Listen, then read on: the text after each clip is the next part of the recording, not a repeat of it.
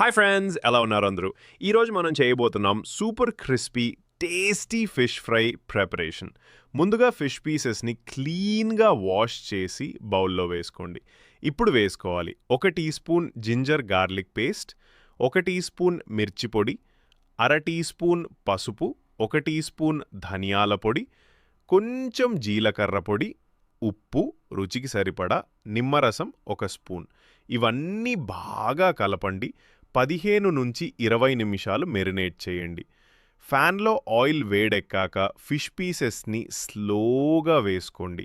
మధ్య మంటపై 2 వైపులా బంగారు రంగు వచ్చే వరకు ఫ్రై చేయండి. బయట క్రిస్పీగా లోపల సాఫ్ట్గా అవ్వాలి.